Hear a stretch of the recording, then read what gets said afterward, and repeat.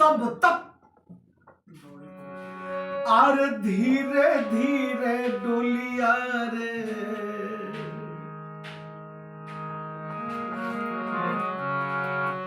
अरे धीरे धीरे डोलिया रे कचहरी में आ गईले।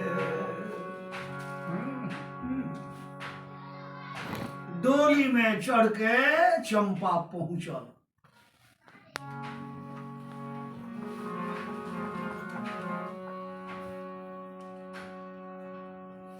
ड्योढ़ी में राजा का हाथ में ले जाके वो चिट्ठी दे दहलस तिलकचंद का हाथ में। तिलकचंद चिट्ठी खोल ले, आ चिट्ठी खोल के पढ़त रहे। आज जैसे में चिट्ठी पढ़ ले कि भाई तोहरो राजा भरथरी जी शिकार में गईले, मिर्गा के मरले जरूर पर अपने हत हो गईले। बस राजा के हाथ से चिट्ठी छूटल आ राजा बेहोश हो गईले।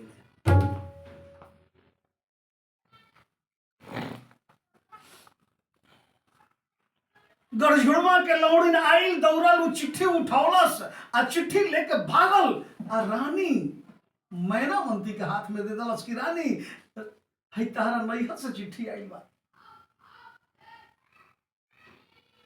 वो बेचैन रही तीज खातिर, चिट्ठी आइल बा।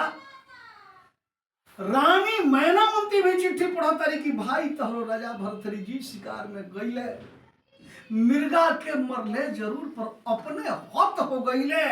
जैसे पढ़ली बस उनको हाथ से चिट्ठी छूटल आ रानी नाच के बेहोश होके जमीन पर गिरी।